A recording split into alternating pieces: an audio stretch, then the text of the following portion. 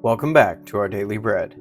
I'm Sam, and I'll be taking you through a 365-day plan from Genesis to Revelation. Today I'll be reading from Joshua chapters 8, 9, and 10. If you would like to follow along, I'll be reading from the ESV translation. Chapter 8. And the Lord said to Joshua, "Do not fear and do not be dismayed. Take all the fighting men with you and arise, go up to Ai. See, I have given into your hand the king of Ai, and his people, his city, and his land. And you shall do to Ai and its king as you did to Jericho and its king. Only its spoil and its livestock you shall take as plunder for yourselves. Lay an ambush against the city, behind it." So Joshua and all the fighting men arose to go up to Ai. And Joshua chose 30,000 mighty men of valor and sent them out by night. And he commanded them, "Behold, you shall lie in ambush against the city, behind it. Do not go very far from the city, but all of you remain ready. And I and all the people who are with me will approach the city. And when they come out against us just as before, we shall flee before them. And they will come out after us until we have drawn them away from the city. For they will say, 'They are fleeing from us, just as before.' So we will flee before them. Then you shall rise up from the ambush and seize the city, for the Lord your God will give it into your hand. And as soon as you have taken the city, you shall set the city on fire. You shall do according to the word of the Lord. See, I have commanded you." So Joshua sent them out. And they went to the place of ambush, and lay between Bethel and Ai, to the west of Ai. But Joshua spent that night among the people. Joshua arose early in the morning, and mustered the people, and went up, he and the elders of Israel, before the people of Ai. And all the fighting men who were with him went up and drew near before the city, and encamped on the north side of Ai, with a ravine between them and Ai. He took about 5,000 men, and set them in ambush between Bethel and Ai, to the west of the city. So they stationed the forces, the main encampment that was north of the city, and its rear guard west of the city. But Joshua spent that night in the valley. And as soon as the king of Ai saw this, he and all his people, the men of the city, hurried and went out early to the appointed place toward the Arabah, to meet Israel in battle. But he did not know that there was an ambush against him behind the city. And Joshua and all Israel pretended to be beaten before them, and fled in the direction of the wilderness. So all the people who were in the city were called together to pursue them. And as they pursued Joshua, they were drawn away from the city. Not a man was left in Ai or Bethel who did not go out after Israel. They left the city open and pursued Israel. Then the Lord said to Joshua, "Stretch out the javelin that is in your hand toward Ai, for I will give it into your hand." And Joshua stretched out the javelin that was in his hand toward the city.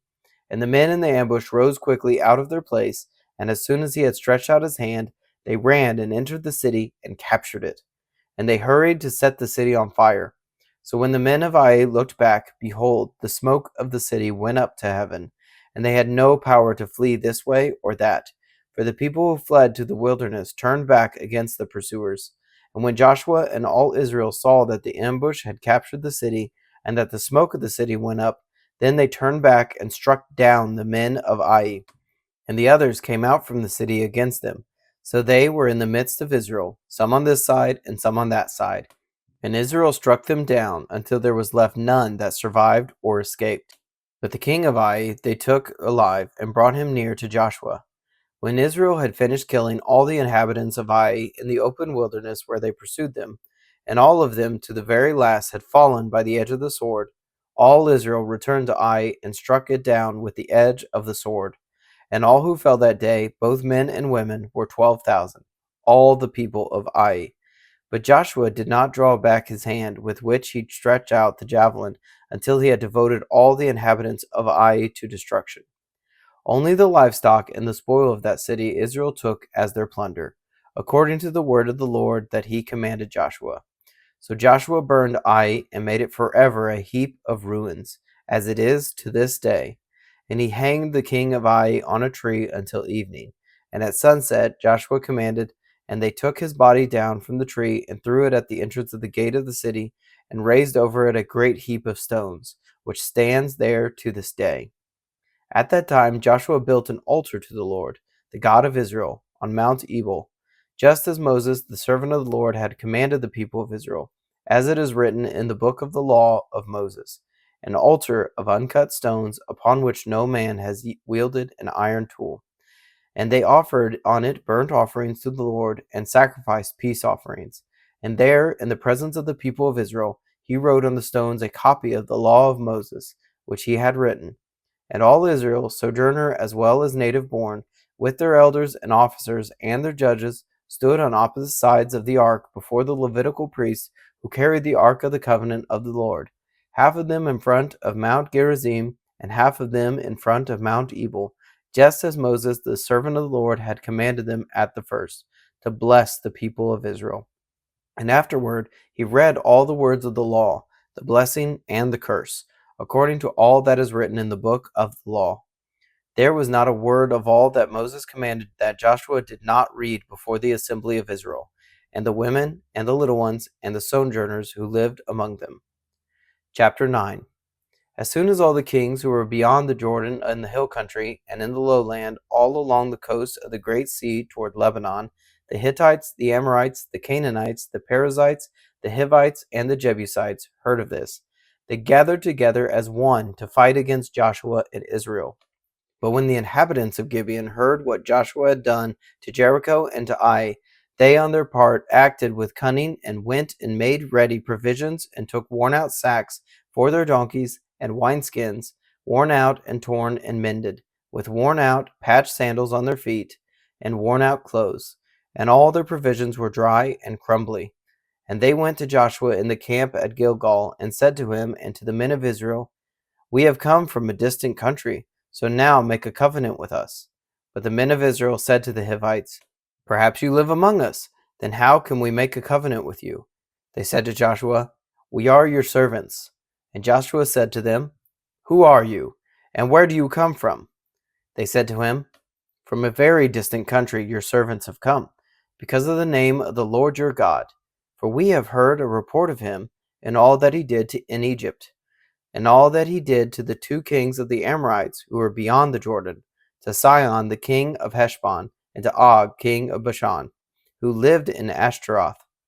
So our elders and all the inhabitants of our country said to us, 'Take provisions in your hand for the journey, and go to meet them, and say to them, We are your servants. Come now, make a covenant with us. Here is our bread.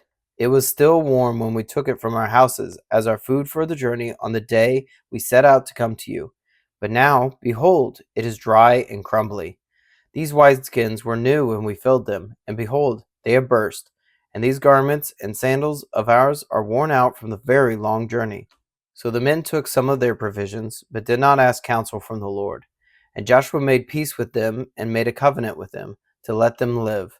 And the leaders of the congregation swore to them. At the end of 3 days after they had made a covenant with them, they heard that they were their neighbors and that they lived among them.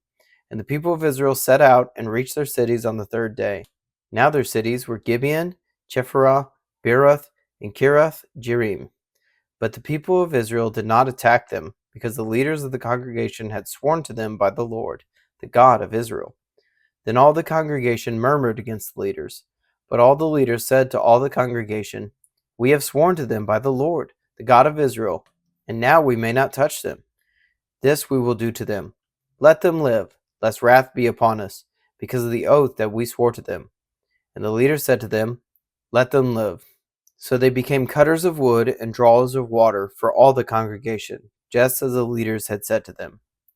Joshua summoned them, and he said to them, "Why did you deceive us, saying, 'We are very far from you,' when you dwell among us?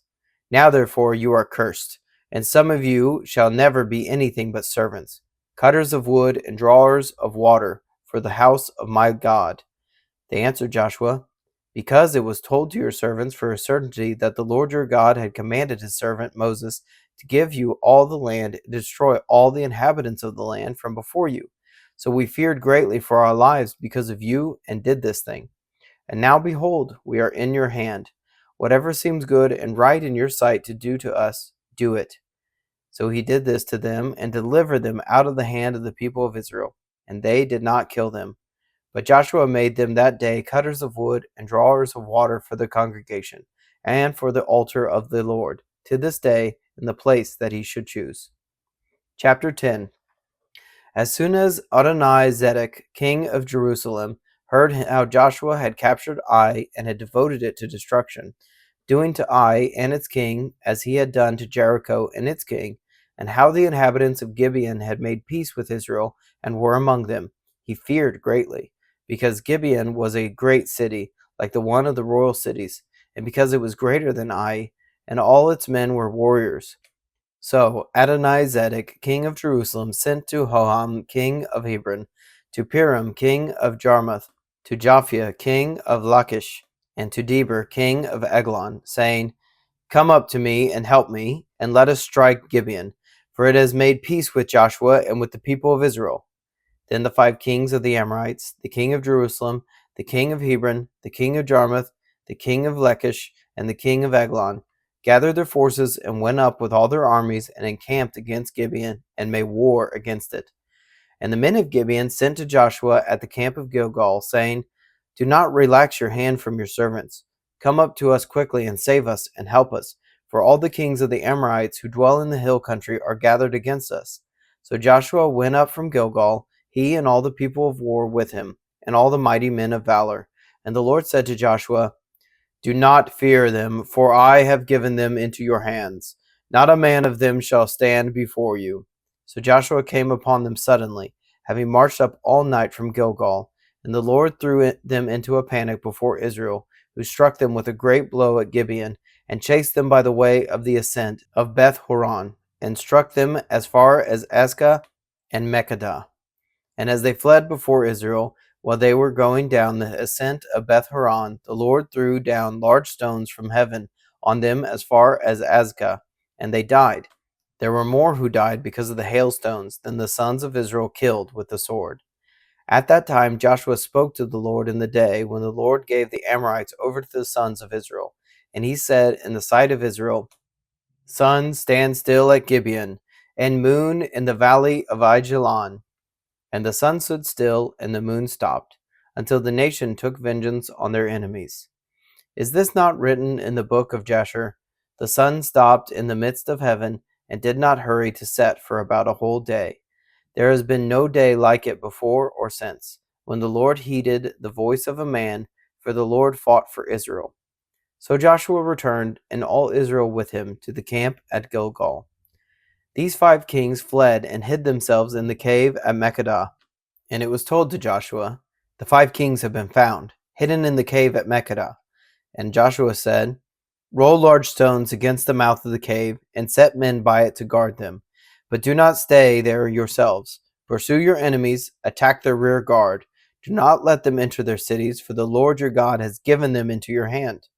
When Joshua and the sons of Israel had finished striking them with a great blow until they were wiped out, and when the remnant that remained of them had entered into the fortified cities, then all the people returned safe to Joshua in the camp at Makkedah.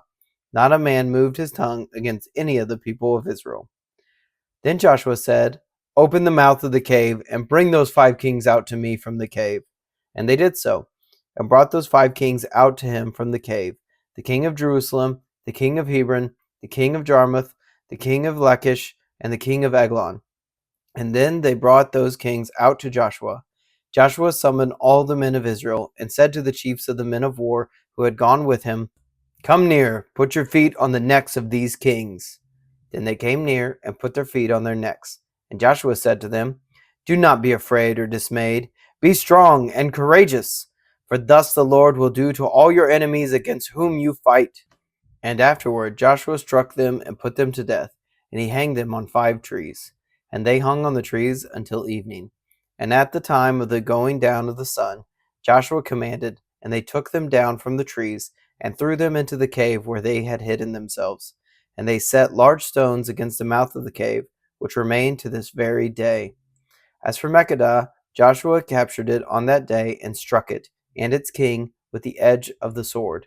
He devoted to destruction every person in it. He left none remaining. And he did to the king of Makkedah just as he did done with the king of Jericho. Then Joshua and all Israel with him passed on from Makkedah to Libnah, and fought against Libnah. And the Lord gave it also and its king into the hand of Israel. And he struck it with the edge of the sword. and every person in it. He left none remaining in it. And he did to its king as he had done to the king of Jericho. Then Joshua and all Israel with him passed on from Libnah to Lachish, and laid siege to it, and fought against it. And the Lord gave Lachish into the hand of Israel, and he had captured it on the second day, and struck it with the edge of the sword, and every person in it, as he had done to Libnah. Then Horam the king of Gezer came up to help Lachish, and Joshua struck him and his people, until he left none remaining. Then Joshua and all Israel with him passed on from Lachish to Eglon, and they laid siege to it, and fought against it. And they captured it on that day, and struck it with the edge of the sword. And he devoted every person in it to destruction that day, as he had done to Lachish. Then Joshua and all Israel with him went up from Eglon to Hebron, and they fought against it, and captured it, and struck it with the edge of the sword, and its king, and its towns, and every person in it. He left none remaining, as he had done to Eglon, and devoted it to destruction, and every person in it. Then Joshua and all Israel with him turned back to Debir, and fought against it. And he captured it, with its king and all its towns, and they struck them with the edge of the sword, and devoted to destruction every person in it. He left none remaining. Just as he had done to Hebron, and to Libnah, and its kings, so he did to Debir and its king.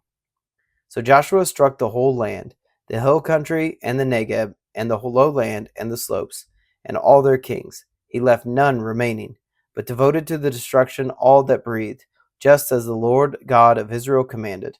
And Joshua struck them from Kadesh Barnea as far as Gaza, and all the country of Goshen as far as Gibeon. And Joshua captured all these kings and their land at one time, because the Lord God of Israel fought for Israel. Then Joshua returned, and all Israel with him, to the camp at Gilgal. Thank you for joining me today in our Bible reading. You can find us on Substack and YouTube at Up+Out Show, or Our Daily Bread, wherever you get your podcasts. Please consider subscribing. If you enjoyed this reading today, please like and share. If you have any thoughts about the verses read, please leave a comment. Thank you, and have a blessed day.